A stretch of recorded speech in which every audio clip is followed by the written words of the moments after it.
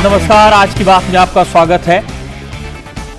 आज की रात पाकिस्तान के लिए कयामत की रात हो सकती है। प्रधानमंत्री नरेंद्र मोदी ने तीनों सेनाओं को खुली छूट दे दी है।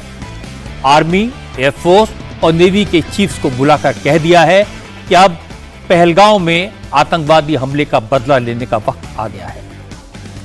सरकार की तरफ से तीनों सेनाओं को पूरी छूट है। वो टारगेट तय करें, टाइम भी तय करें, रणनीति भी तय करें और ऑपरेशन कैसे करना है, कहां करना है, यह भी तय करें। भारत की आत्मा पर हमला करने वालों को अब उनके अंजाम तक पहुंचाने का काउंटडाउन शुरू हो गया है।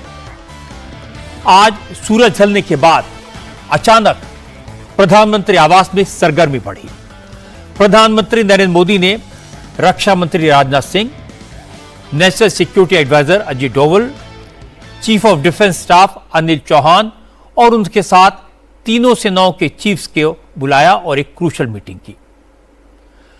प्रधानमंत्री आवास पर हुई इस बैठक में पाकिस्तान के खिलाफ फाइनल असॉल्ट की रणनीति पर चर्चा हुई।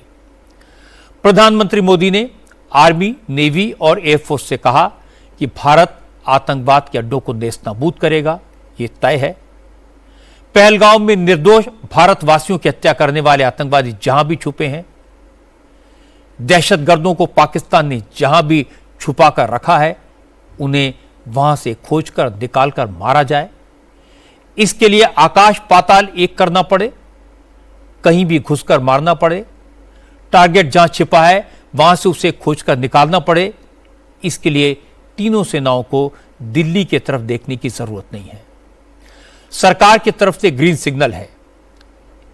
इस्लामाबाद, लाहौर और कराची तक ये खबर पहुंच गई है कि अब बचना मुश्किल है। अभी पाकिस्तान के डिप्टी प्राइम मिनिस्टर इसाक डार का बयान आया है। इसाक डार ने पाकिस्तान की सेनेट में कहा कि उनके पास पक्की खबर है कि भारत पाकिस्तान पर किसी भी वक्त हमला कर सकता है। नरेंद्र मोदी टेंशन को कम करने के बजाय इस बार पाकिस्तान पर बड़ा अटैक करने की तैयारी कर चुके हैं।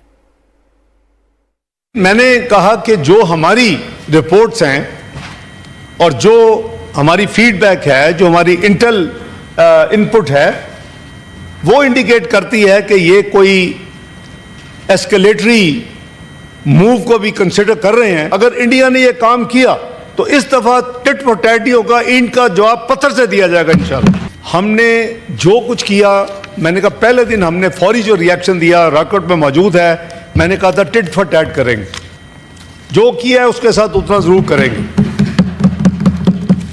लेकिन मुझे यानी इस पे शक है और अक्सर लोगों को शक है कि शायद इस ट्रीटी को करने के लिए तमाम ड्रामा रचाया गया। लेकिन ऑब्वियसली हमारे पास ये सबूत नहीं है कि उन्होंने ड्रामा रचाया। जैसे हम कहते हैं कि पाकिस्तान का इसमें अल्हम्दुलिल्लाह कोई हाथ नहीं है, तो हम बिल्कुल कॉन्फिडेंस के साथ ये कह रहे हैं कि पाकिस्तान में कोई हाथ नहीं है। पाकिस्तान के सेनेट में आज प्रधानमंत्री नरेंद्र मोदी का नाम लेकर क्या क्या कहा गया, किस तरह भारत के मुसलमानों को पाकिस्तान का साथ देने के लिए उकसाया गया और भारत के मुसलमानों ने पाकिस्तान को कैसे मुंह तोड़ जवाब दिया, ये सब मैं आपको बताऊंगा। लेकिन पहले ये बता देता हूं कि आज प्रधानमंत्री आवास पर जो हाई लेवल मीटिंग हुई उसमें क्या क्या हुआ। इसकी डिटेल्स और इसके अपडेट के लिए इंडिया टीवी के पॉलिटिकल एडिटर देवेंद्र पाराशर हमारे साथ हैं। देवेंद्र, पाकिस्तान के खिलाफ मिलिट्री एक्शन होगा ये तो बिल्कुल क्लियर था, नरेंद्र मोदी पहले कह चुके थे, लेकिन आज की मीटिंग में क्या हुआ इसकी कुछ डिटेल्स आप शेयर कर सकते हैं? जी हाँ, बिल्कुल अजय जी। आज की मीटिंग में तीन प्रमुख बातें प्रधानमंत्री नरेंद्र मोदी ने रक्षा मंत्री राजनाथ सिंह, एनएसए अजीत डोभाल और तीनों आर्मी चीफ की मौजूदगी में निर्देश देते हुए कहा।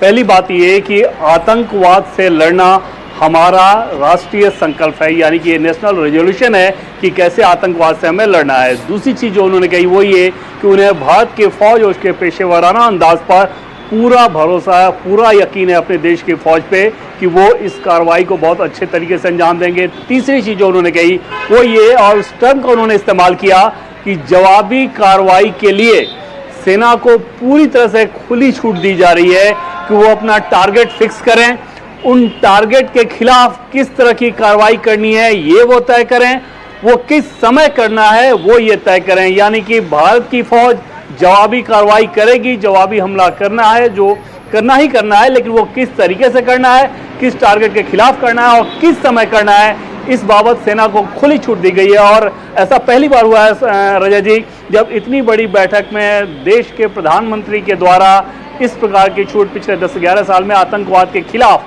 सेना को दी गई हो, क्योंकि हमला इतना करारा था पहलगाम का कि जवाबी कार्रवाई उससे कई गुना ज़्यादा करारा हो, इस बात के निर्देश पीएम की तरफ से दिए गए हैं। आज ही पाकिस्तान के रक्षा मंत्री ख्वाजा आसिफ ने कहा कि अगले 4-5 दिन पाकिस्तान पर भारी हो सकते हैं, क्योंकि जो होना है वो 4-5 दिन में हो जाएगा। इसी दौरान भारत पाकिस्तान पर हमला कर सकता है। ख्वाजा आसिफ ने कहा कि नरेंद्र मोदी किसी भी हद तक जा सकते हैं, इसलिए पाकिस्तान ने पूरी तैयारी कर ली है। लेकिन पहलगाम हमले के बाद पूरी दुनिया भारत के साथ है। आज भारत ने यूनाइटेड नेशंस में पाकिस्तान के रक्षा मंत्री के बयान का हवाला देकर पाकिस्तान को दहशतगर्द मुल्क घोषित कर दिया। ख्वाजा आसिफ ने माना था कि पाकिस्तान पिछले 30 साल से आतंकवाद को पाल पोस रहा है। इसी बयान को कोट करते हुए आज यूनाइटेड नेशंस में भारत के एम्बेसडर योजना पटेल ने कहा, अब तो पाकिस्तान ने खुद मान लिया है कि वो दहशतगर्द मुल्क है। पहलगाम में निर्दोष भारतीयों की हत्या इसका सबूत है। इसलिए अब पूरी दुनिया को एकजुट होकर पाकिस्तान के खिलाफ भारत के एक्शन को सपोर्ट करना चाहिए। पहलगाम में हुआ आतंकी हमला 2008 में मुंबई पर 26/11 के बाद हुए आतंकी हमले के बाद ऐसा अटैक है जिसमें सबसे ज्यादा आम आदमी की जान गई है। भारत बरसों से सीमा पार आतंकवाद का शिकार रहा है।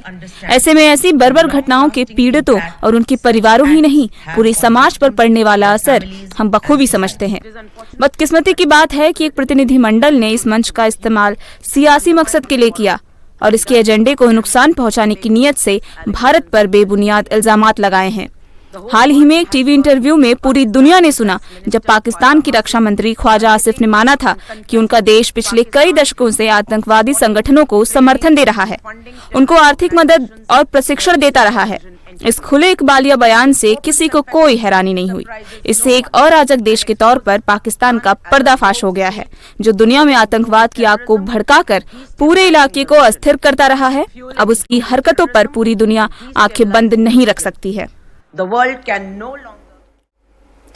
आज पाकिस्तान की सेनेट में एक और खास बात सुनने को मिली। पाकिस्तान के कई लीडर्स ने बार बार हिंदुस्तान के मुसलमानों की बात की, आतंकवाद को इस्लाम से जोड़ने की कोशिश की, बार बार दावा किया अगर मोदी ने पाकिस्तान पर हमला किया तो दुनिया भर के मुसलमान एक होकर भारत को जवाब देंगे। भारत के मुसलमान भी पाकिस्तान के साथ मिलकर मोदी को सबक सिखाएंगे। ये सुनने वाली बात है। एक वो बात करते ना कि हम घुस के मारेंगे, मैं उसको बता दूं कि हम ऑलरेडी उसके अंदर घुसे हुए हैं। मुसलमान कौम एक है, कलमा एक है। जब मुसलमान पे बात आएगी, इस्लाम पे बात आएगी, तो फिर सब मैं कहता हूँ वो चाहे हिंदुस्तान में मुसलमान है चाहे किसी और जगह है, फिर वो इसके लिए इकट्ठा हो जाएगा, डरे उस दिन से। अब मैं आपको सुनाता हूं कि भारत के लीडर्स ने क्या जवाब दिया। पाकिस्तान के नेताओं ने जब भारत के मुसलमानों का जिक्र किया तो असदुद्दीन ओवैसी ने पाकिस्तानियों को करारा जवाब दिया। ओवैसी ने कहा हिंदुस्तान के मुसलमान पाकिस्तान को जूते की नोक पर रखते हैं। पाकिस्तान ने पहलगाम में जिस तरह हिंदुओं को चुन चुन कर मारा, उसकी सजा पाकिस्तान को मिलकर रहेगी। ओवैसी ने कहा कि नरेंद्र मोदी की सरकार पाकिस्तान के खिलाफ जो भी एक्शन लेगी, हर हिंदुस्तानी उसके साथ होगा। पाकिस्तान यही चाहता है, आईएसआई यही चाहती है, एलईडी यही चाहता है कि इस मुल्क में हिंदू और मुसलमानों में और इख्तलाफात बढ़े। मैंने आपसे कहा कि पाकिस्तान हमसे आधी सदी पीछे है। तुम कुछ नहीं बना सकते वहां पर, ना तुम दवा बना सकते, ना तुम वहां पर टायर बना सकते, और तुम बड़ी बड़ी बातें करते हो। और तुम्हारा ही वजीर दिफा कह दिया कि मगरबी ताकतों के गंदे खेल का हम हिस्सा बने। तुम उनके गंदे खेल का हिस्सा बने हो, मगर अगर तुम भारत से गंदा खेलोगे तो उसी गंदगी में तुम जिंदगी भर रहोगे। याद रखो हमारी इस बात को, भारत में जो मुसलमान हैं, हिंदू हैं, ईसाई हैं, दलित हैं, आदिवासी हैं, हम अपने सियासी इख्तलाफात है और रहेंगे, मगर ये मुल्क ना बीजेपी का है ना असदुद्दीन ओवैसी का, ये मुल्क 133 करोड़ जनता का है। और अगर कोई इस मुल्क के खिलाफ इस तरह के दहशतगर्दी करेगा तो मुल्क एक शीशा पिलाई हुई दीवार की तरह पहले भी खड़ा था और आज भी खड़ा है। तुम हमारे इत्तेहाद को तोड़ नहीं सकते। हमारे बुजुर्गों ने 47 में जिना के पैगाम को अपनी जूती पर रखकर उसको ठुकरा दिया था। तुम्हारा टू नेशन की थियरी नाकाम साबित हुई। लेकिन हैरानी की बात यह कि पाकिस्तान में कांग्रेस के नेताओं के बयान और कांग्रेस के ट्वीट की चर्चा खूब हो रही है। आज कांग्रेस ने एक बार फिर पाकिस्तान को बोलने का मौका दिया। पहलगाम के आतंकी हमले को लेकर कांग्रेस ने एक बार फिर प्रधानमंत्री नरेंद्र मोदी पर निशाना साधा।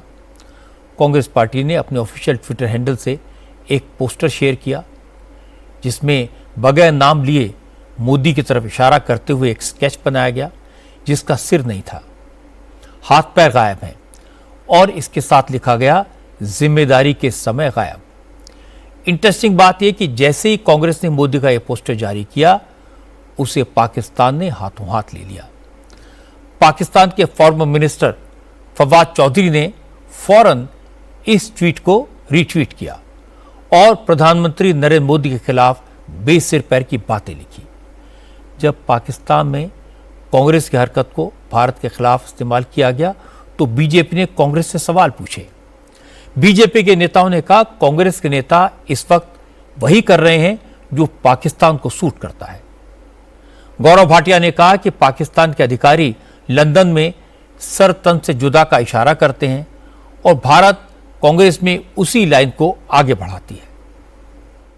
एक ऐसा कहने को भारतीय राजनीतिक दल भी है जो राष्ट्रीय पार्टी है, जो हमारे बीच में रहता है, लेकिन अगर उसे लश्करे पाकिस्तान कांग्रेस कहा जाए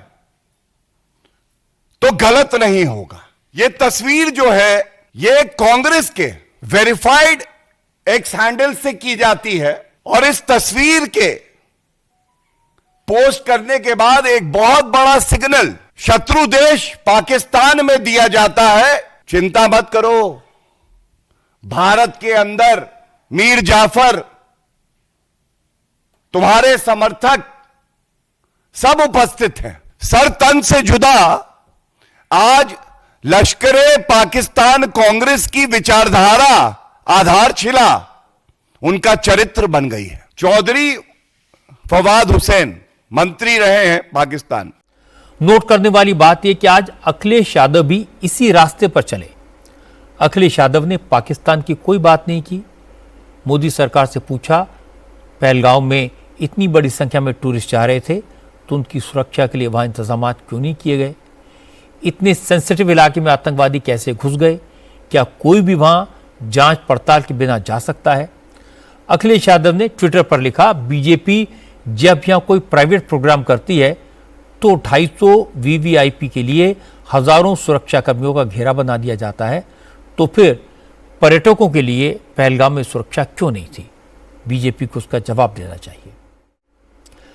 जब कांग्रेस और समाजवादी पार्टी के बयानों का इस्तेमाल पाकिस्तान ने भारत के खिलाफ प्रोपेगेंडा वॉर में किया तो योगी आदित्यनाथ ने जवाब दिया। योगी ने कहा कि समाजवादी पार्टी के नेता ऐसे बयान दे रहे हैं, ऐसी बातें कर रहे हैं जिससे ये फर्क करना मुश्किल है कि वो समाजवादी पार्टी के नेता हैं या फिर पाकिस्तान के प्रवक्ता हैं। योगी ने कहा अभी तो पाकिस्तान को सबक सिखाने का वक्त है। इसके बाद देश के लोग ऐसे नेताओं का भी हिसाब करेंगे जो पाकिस्तान की भाषा बोलते हैं। आपने देखा होगा जब 22 अप्रैल को पहलगाम में पर्यटकों पर हमला हुआ था, आतंकी हमला हुआ था, समाजवादी पार्टी के नेताओं के बयान किस किस प्रकार के बयान आते हैं, ये पता लगाने में ही कठिनाई होती है कभी कभी कि ये समाजवादी पार्टी के नेता बयान दे रहे हैं या कोई पाकिस्तान का प्रवक्ता बयान दे रहा है? ये पता लगाने में ही कठिनाई हो जा रही है। आपने कल समाजवादी पार्टी के एक पदाधिकारी का मुंबई में दिया गया बयान देखा होगा। इससे पहले कानपुर का एक नौजवान अपने परिवार के साथ गया था पहलगांव, स्वर्गीय शुभम द्विवेदी की निर्मम हत्या कर दी गई। जब पत्रकारों ने समाजवादी पार्टी के अध्यक्ष से पूछा कि आप समाजवादी पार्टी आप वहां क्यों नहीं गए, तो उन्होंने कहा कि हमारी पार्टी का थोड़े था। कितना दुर्भाग्यपूर्ण और शर्मनाक बयान है। बहनों और भाइयों, देश की संवेदना होनी चाहिए अपने नागरिकों पर। पूरा देश पार्टी लाइन से ऊपर उठ करके एक साथ इस घटना की निंदा कर रहा है और समाजवादी पार्टी के लोग इस प्रकार का दुर्भाग्यपूर्ण बयान देते हैं।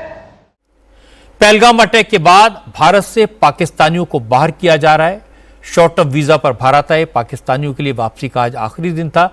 आज अटारी बॉर्डर से 1000 से ज्यादा पाकिस्तानी वापस लौट गए। इसके साथ साथ अब बांग्लादेशी घुसपैठियों के खिलाफ भी ऑल आउट एक्शन शुरू हो गया है। अहमदाबाद में बांग्लादेशियों के खिलाफ एक्शन शुरू हुआ। अहमदाबाद के चंडोला तालाब के आसपास बांग्लादेशी घुसपैठियों ने कच्ची कॉलोनी बसा ली थी। आज 2000 से ज्यादा कच्चे पक्के मकानों पर बुलडोजर चला दिया गया। अहमदाबाद पुलिस के मुताबिक इस इलाके में रहने वाले लोगों के नाम चोरी, डकैती और ह्यूमन ट्रैफिकिंग जैसे क्राइम्स में आ रहे थे। अब जांच हुई तो ज्यादातर क्रिमिनल बांग्लादेशी घुसपैठिए निकले। इसके बाद पूरी जांच की गई। करीब 800 अवैध बांग्लादेशी पकड़े गए और फिर पूरी तैयारी के साथ इस अवैध बस्ती पर बुलडोजर चलाया गया। हमारे संवाददाता निर्णय कपूर ने बताया कि लल्ला बिहारी नाम के एक शख्स ने इस इलाके में कई अवैध बांग्लादेशियों को बसाया था और यहां पर अपना फार्म हाउस भी बनाया था। लेकिन आज इस डिमोलिशन ड्राइव में उसका फार्म हाउस भी गिरा दिया गया और इसके साथ साथ इस इलाके में जो इलीगल स्ट्रक्चर बनाए गए थे उन्हें भी गिरा दिया गया। अहमदाबाद में शुरू हुआ है अब तक का सबसे बड़ा डिमोलिशन ड्राइव। और आपको बता दें कि जो सबसे नोटोरियस एरिया है अहमदाबाद का, चंदोला तालाब का, आप देखिए बीच तालाब में इस प्रकार से जो ये इलीगल कंस्ट्रक्शन पिछले कई सालों में यहाँ पे खड़ा हो गया था, आज आप देखिए कॉरपोरेशन के जो बुलडोज़र्स हैं वो अब उस पर चल रहे हैं और एक एक करके ये तमाम जो यहाँ पे इलीगल स्ट्रक्चर खड़े हो गए थे उनको तोड़ने की कार्रवाई यहाँ पे अभी चल रही है। यहाँ अगर आप देखेंगे कॉरपोरेशन के जो ये बुलडोज़र हैं ये एक एक करके सभी जो ये इलीगल स्ट्रक्चर्स हैं उनको यहाँ से हटा रहे हैं। पिछले कुछ सालों में जिस प्रकार से यहाँ पे इंक्रोचमेंट किया गया है उसमें ज़्यादातर हमने देखा है कि जो बांग्लादेशी मूल के लोग हैं वो यहाँ आकर के इलीगली बस गए और उन्होंने यहाँ पे पूरा एक तरह से तालाब पे कब्जा करना शुरू कर दिया और देखते देखते ये पूरा का पूरा इलाका जो है ये इसी प्रकार के इलीगल कंस्ट्रक्शन से भर गया। और यहाँ आप देखिए कि सालों की मशक्क़त के बाद अब जाकर के कॉरपोरेशन की तरफ से ये ड्राइव की गई है। आज कनाडा से बड़ी खबर आई है। कनाडा के चुनाव में खालिस्तानियों की अब तक की सबसे बुरी हार हुई है। अब तक कनाडा में खालिस्तानियों की न्यू डेमोक्रेटिक पार्टी को नेशनल पार्टी का दर्जा हासिल था, लेकिन इस बार इस पार्टी का पूरी तरह सफाया हो गया। नेशनल पार्टी का दर्जा हासिल करने के लिए किसी पार्टी को 24 सीटें मिलना लाजमी है, लेकिन खालिस्तानियों की न्यू डेमोक्रेटिक पार्टी सिर्फ 6 सीटों पर सिमट गई। खालिस्तानियों ने आतंकवादियों के साथ मिलकर जिस तरह मंदिरों पर हमले किए, गुरुद्वारों को निशाना बनाया, उससे कनाडा के लोग खासे नाराज थे और चुनाव में खालिस्तानियों को इसका खामियाजा भुगतना पड़ा।